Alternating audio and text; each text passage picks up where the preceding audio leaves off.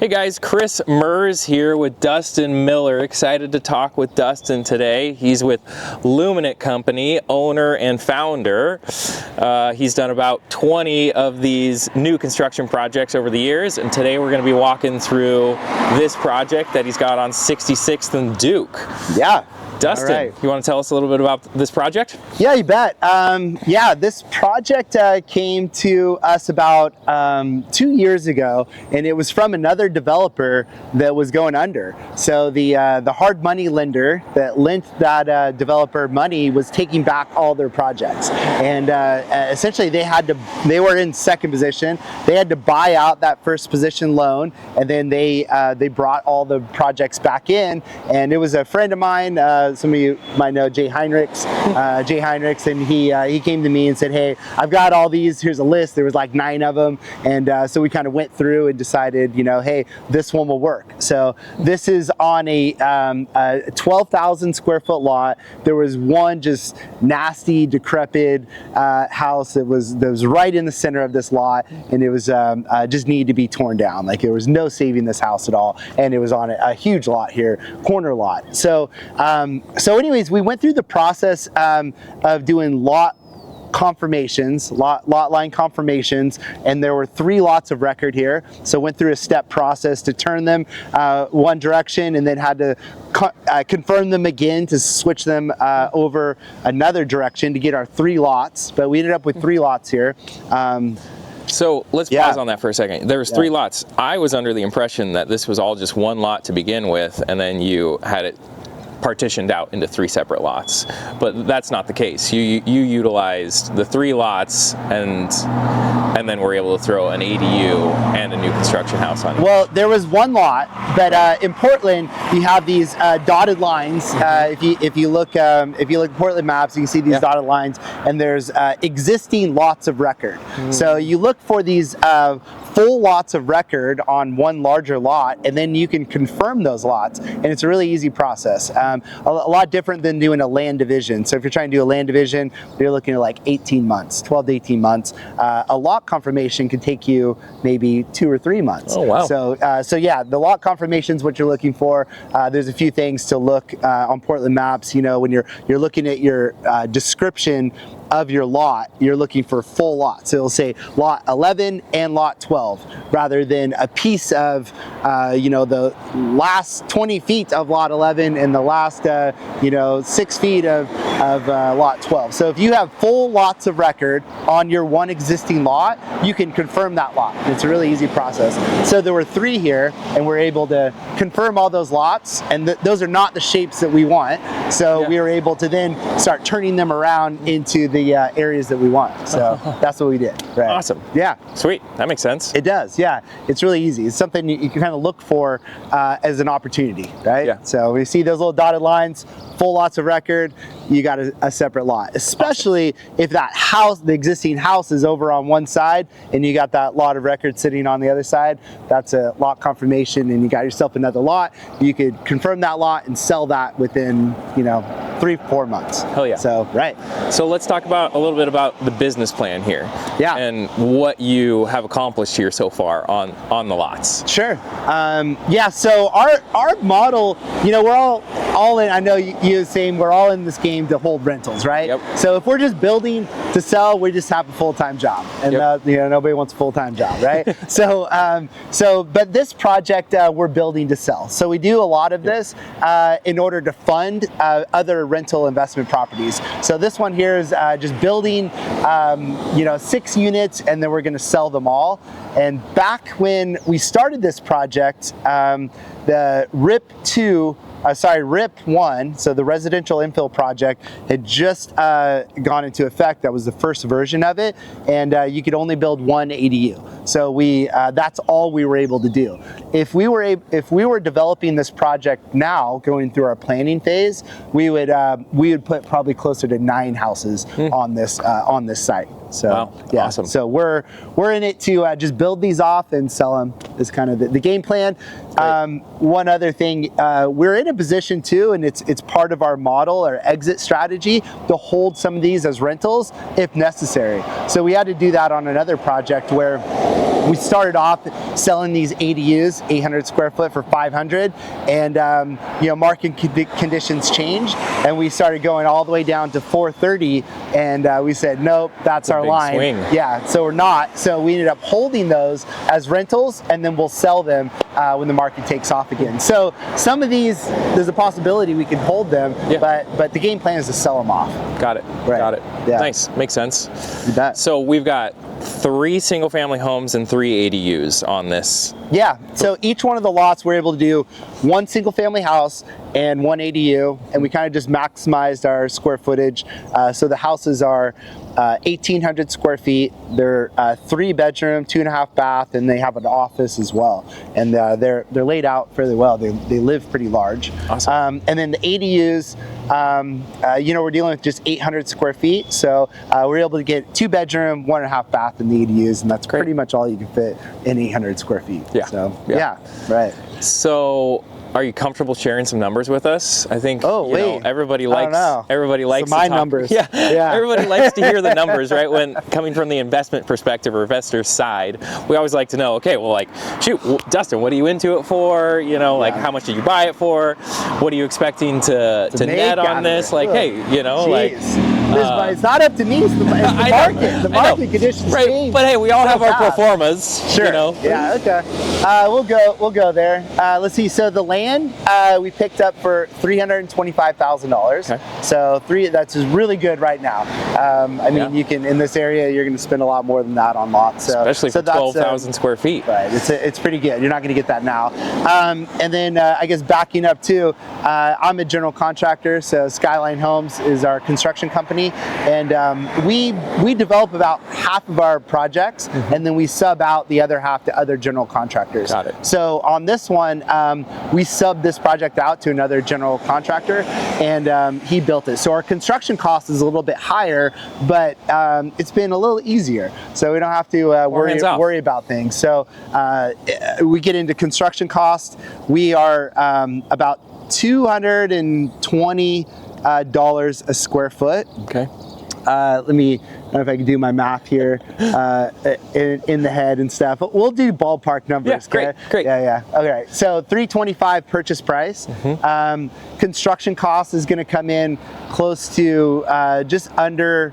I think the construction cost is $1.6 million. Okay. All right. You've got say $200,000 of development cost of we're talking about engineering and surveys and plans and permits and all that stuff.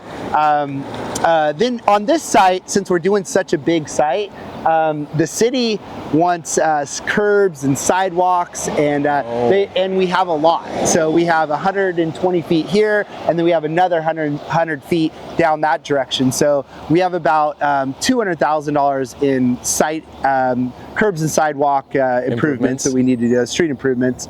So I think we're getting to the end of about 2.1 hard costs, okay? And then you have, you've got a lot of holding costs. And this one took a lot longer than expected. So you have a good chunk of holding costs. I would say we're probably $300,000 of holding costs on this one.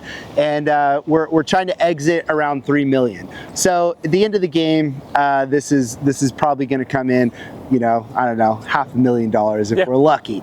Now that the market's like coming back. Right. So, but the market was down last year, and things were looking a little grim. So it was looking like, hey, we're going to do a lot of work here, and we might not make that much. But in these cottage, condo projects, they're all pretty healthy. So you have a lot of room for error. You have a lot of room for the market to shift, and you're still going to be okay. So we kind of had some rock bottom numbers that we felt like, hey, this is where like, if they sell for this, like, we're still okay, but it's not going to be good. Yeah. And we're well above that. So nice. Right.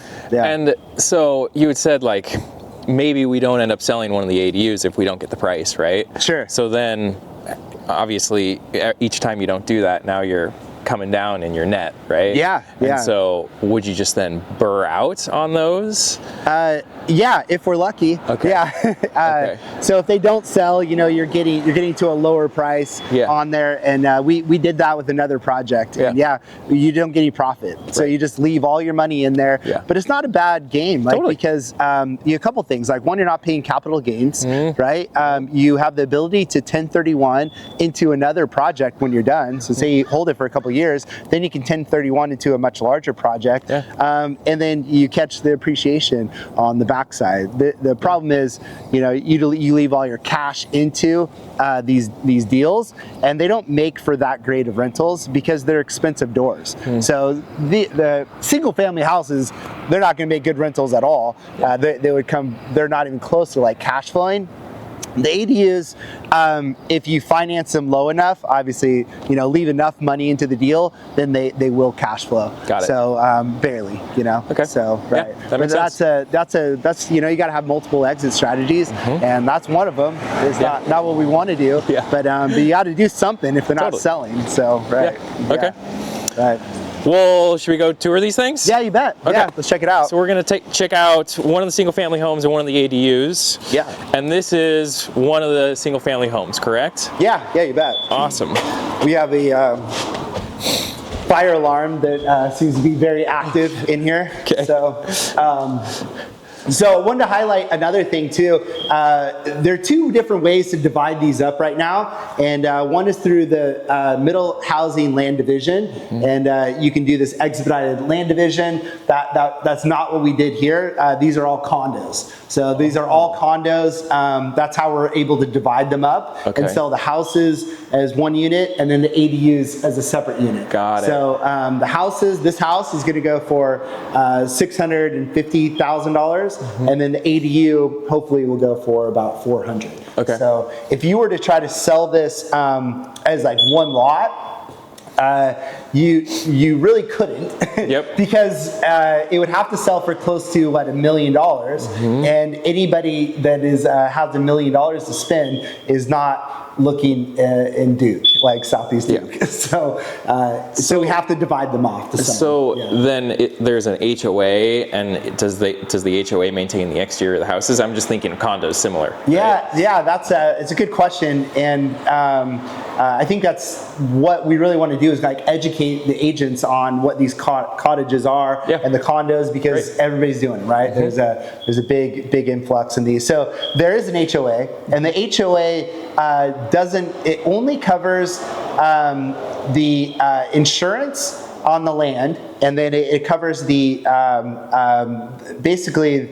just enough to keep the HOA alive, which is keeping the business alive, keeping the payments to the county and your Oregon business license and insurance. That's all it covers. So there's no common elements here. So everything is built to be on its own. So there's no siding. It's your roof. It's your siding, your windows, even your fence. So I put the fences on one side of the property line. That way, that's your fence. It's not his fence. So nice. Smart. There's absolutely nothing. We separate all the water lines, all the electrical. The only thing that's shared is the sanitary sewer line, which the people share those. So that's really smart. And then you don't have to worry about the HOA costs going up, right? Yeah. Which unlikely it would in something of this size, but a lot of times people don't understand that HOA costs can go up drastically from one year to the next because the reserve study hasn't been maintained. Yeah, or special assessments and stuff like that. On this one, this is your house, your deal, and what we find is some of these like little cottage developments, they kind of just let the HOAs go, and don't even really do or keep their minutes up or totally recognize totally. Them. So but it is like, and it's real low, so I think it's like $40. Awesome. But great. You have to do that in order to split these things off. So okay, so let's talk a little bit about this one here. I like grand entries. I like double high. I like a lot of light. We're the Luminent company, so we like a lot of light coming in here. So I wanted something that had a big entry, open staircase, and so it feels good. Might be a little overbuilt for this neighborhood, but I know it's going to do fairly well. So then we have a fireplace here, and big open layout. That's what everybody wants nowadays, right? You want an open floor plan. You don't want the kitchen tucked in the back, so we create a big open floor plan here where we are dining room, living room, and a nice larger open kitchen. So we got a walk-in pantry. On this plan, we were actually able to get a fourth bedroom in here, and or say a office. So we're not calling it a bedroom. This is an office down here. So a lot of people are doing the live-in work situations. So we've got some space here. Nice. For some reason, we have a lot of exterior doors. There's 2 exterior doors on the side and the back, but that's how we're doing it. So, anyways, I didn't notice that. Got a little powder bathroom here, and we can go and head upstairs. Cool. So, yeah. Let's see. We're gonna need clean these. Do you want us to take our shoes off? These carpets are ruined, so they're either going to get replaced or they're going to get clean. So, okay. The builder didn't put any protection on the carpets, and we had a muddy site here for about 6 months. Yeah. Anyways, so we have 3 bedrooms all on the top level, and this is another thing that I really like, just taller spaces. I like light coming in, and so on this one we actually have 10-foot ceilings up here, which are really uncommon for spec builds. Totally. You don't see that very often, and the reason why is because you have height limitations, right? You can't go up. A lot of people don't want to spend extra money too, but what we did is a really shallow roof line. Yeah. So we did a really kind of a shallow, not a very aggressive pitch on the roof, and then that allowed us to bring these ceilings up to 10 feet. So awesome. Feels huge up here. Yeah, it does. The bedrooms are not that big. These are maybe 10 by 10 spaces up here. But when you have the taller ceilings, it just feels a little bit more beefy and grand, and I like it. So it makes me feel good. Yeah. I'm assuming that'll make the buyer feel good. So our second bedroom here, and then if we get in, we have a full laundry room, and we have double sinks even in the guest bathroom. Oh, that's nice. And the taller ceilings, allow us to go full height, all the way up with the shower tile, and it feels good. We're the Luminent company, so we like to bring in light. So we got the skylights in here. We're bringing in a lot of natural light. The other thing that we really like about this plan is these are huge windows. So yes. We have a lot of natural light coming in here. These big oversized windows, and that was something really important to me. I mean, I know you're getting into development, but probably the coolest part about it is you get to take your vision and what you like about these houses, and then put them into reality. Actually build them and develop them, right? Yeah. And it's really cool because I feel like a lot of the builders these days, they're just building boxes, especially these spec houses. If they're going to sell them, it's different if it's a custom home, but if they're selling them, they're trying to build these the most inexpensive way possible. Efficient way possible. And this is not inexpensive to put this size of a window. Yeah. It's much cheaper to put drywall and siding on this side, on half of this area right here. But I mean, you want a bunch of light coming in here, and it just makes these houses feel good. This bedroom again is not huge. But it feels really nice. We have 10-foot ceilings, a bunch of light coming in, and that's important to me. Yeah. So we get to put it into effect. Here's the primary bathroom. Again, you don't find this size of bathroom in this area at this price point. We have a full freestanding tub in here and a walk-in, corner shower. So pretty nice layout. This is, huge vanity, double sinks here. Turned out really nice. So, yeah. And again, we got some light because we're the Luminent company, right? Okay, so you've said this a couple times. So Luminent, where'd you come up with this name? I mean, what's the origin story. Yeah. So my partner, Jason Sue, we've been together about 3 years, and we started doing just a little flip together, converted into, we took a little bungalow, we converted into a duplex, Great. and we got a rental out of it. And we're like, cool, that's great, let's do it again. And we did another one, and then it was after that second one, we're like, let's create a partnership. We have just this one LLC, we're putting multiple properties in there, and that's kind of where Luminent was born. I should say, we have our main company.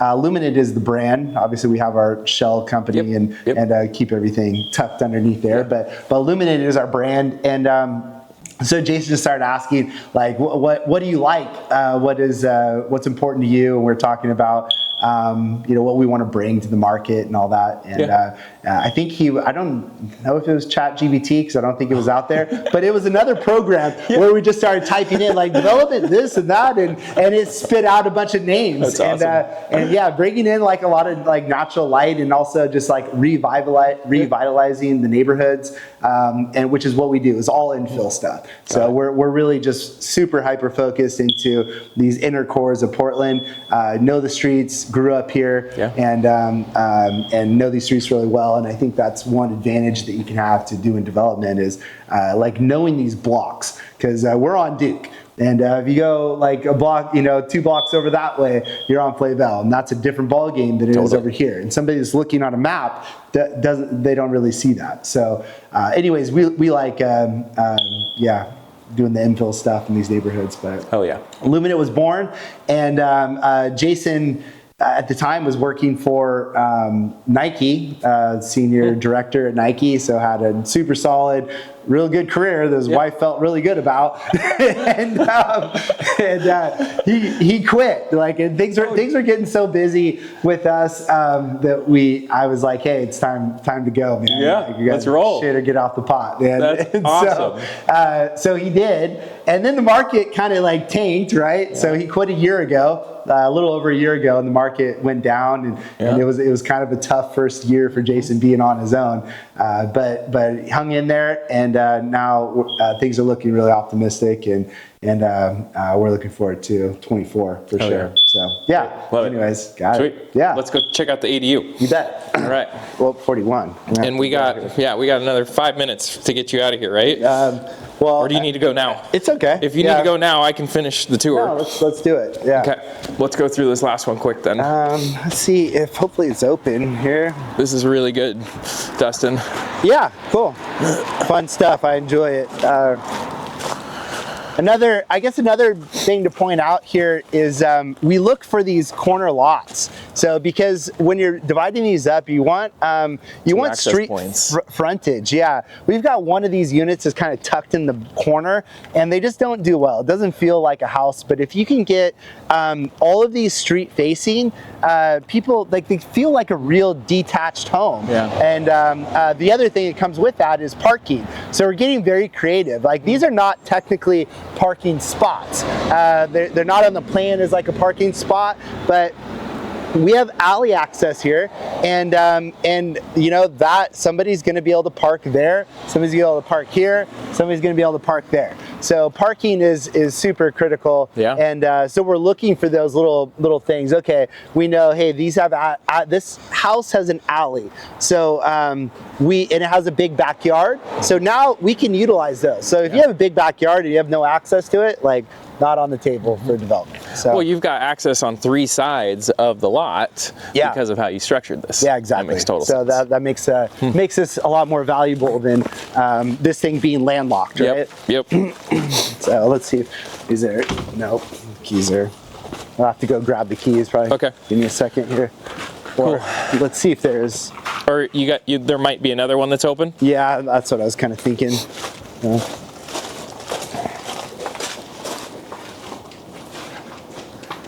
I'll wait here so we don't get all muddy. Nope. Any of these open? No, guys, you got a key. He's got all the keys. Oh, okay. Oh, this one's open from here, so I'll go around the front and open it up. Yeah. Sounds good.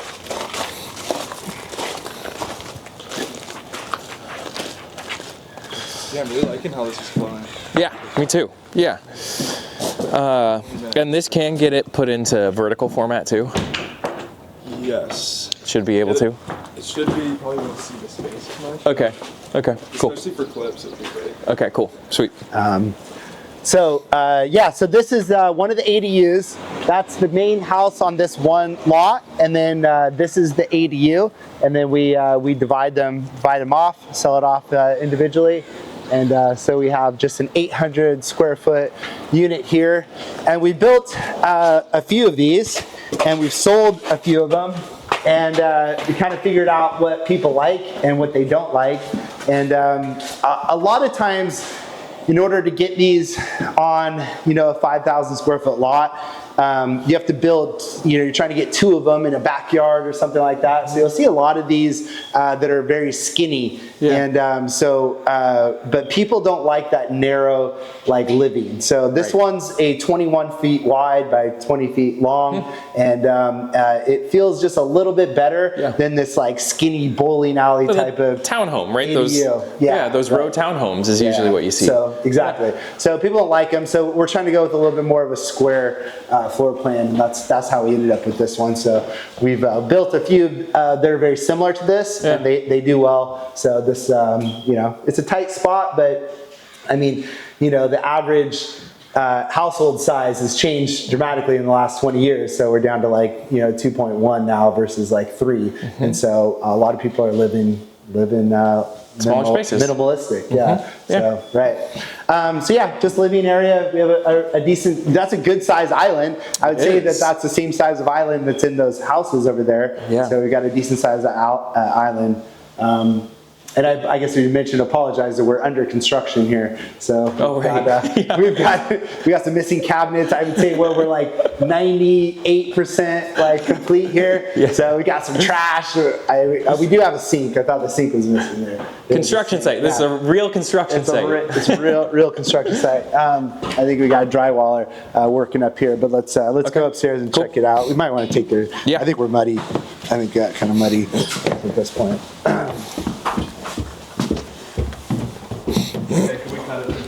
Yeah.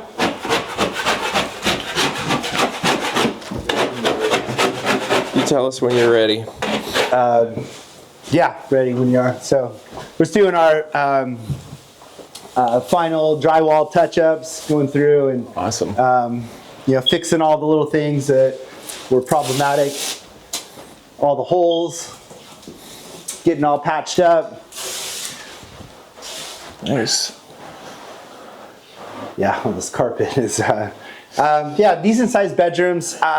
It's funny, that's one thing we've learned too. It's you can make these bedrooms, they're always a little tight, but we've kind of found our line. Mm-hmm. And it's anything under 10 feet, 10 feet wide and 10 feet long. If you're going into the 9s and the 8s, and sometimes, when we're laying things out, the bedroom ends up being a little smaller, but hey, that doesn't work. So especially if it's the only option. If it's a second bedroom, that's fine. But anybody that's going to spend $500,000, they don't want a 9-foot bedroom to sleep in. So that's kind of our line that we're let's scratch this plan. Let's do something a little bit different. So we've got these 10 by 10s in here. And then you do these open closets here. I noticed as well. Right. I mean, that's something I do in a lot of remodels too. Yeah. A lot of these remodels have these closets and these big walk-in closets, and I just open them up. Yeah. And we'll either put just some stuff back there, or we'll put just a little cabinet back there or something like that. But I open these up because there's so much space up in the top area that just doesn't get utilized. And agreed. So and it just feels so much better too. And keep your shit clean. So keep your shit organized. So right. So just one full bathroom up here. Mm-hmm. Pretty basic stuff. Quartz countertops and shower niche, and these floating vanities. I guess floating vanities in there, quartz countertops, and I think the design turned out pretty good for what it is. Not bad, right? Oh yeah. So there we go. Yeah. Nice, man. These are solid ADUs. It's not bad. Yeah, it works.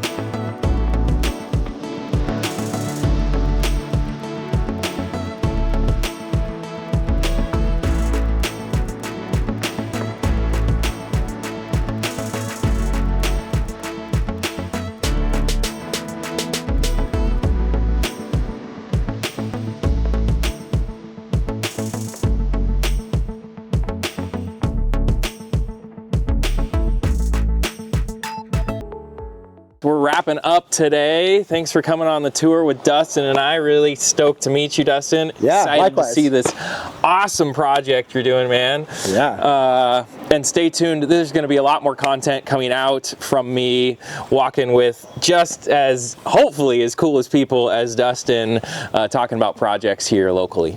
And Dustin, I know you wanted to say a couple things to wrap here. Yeah, I just, we're excited about this whole, residential infill project, House Bill 2001. There's some really exciting things going on in Portland, and the gates are just opened up as far as what you can do and what you can build, what you can develop on these lots. It's a total game changer of where it was 3 years ago. And so a couple things with this project, we're just getting ready to list it, and we're gonna have a brokers open. We're gonna have a big badass brokers open. You invite a bunch of people to come here. We're gonna talk about what these things are. There's so many questions of how does this work? Who owns what? What does the HOA pay for? And what I'm finding is a lot of the agents that are acting in the transactions that are bringing their buyers in and buying these are ones that have done it before. And so to me, that shows that once the agents figure out what this is, then they feel comfortable with it. And for the agents that don't know what it is and don't understand, oh, I don't want a condo. You don't want a condo, then they don't participate in these types of transactions. So we want to let people know about that. We're gonna have a big brokers open. The other thing is we're starting a Cottage Club, and it's for entrepreneurs, investors, developers, young investors that want to come in and learn about that. We're going to host here at this site, and we're going to start hosting at the other sites along throughout the year. And we're going to put on a little session and talk about what this is and awesome. how to do it, and next steps and stuff. People that want to get into it, because there's a tremendous opportunity from somebody that wants to put a little rental in their backyard, or somebody that wants to go and develop Portland. So yeah, and we're excited about it. You bet. Cool. Let me know when that starts, and I'll make sure to shoot it out to people as well. You will, for sure. No. Awesome. My friend. Cool. All right. Cool. Good stuff. Thanks, guys. Thank you. Cool.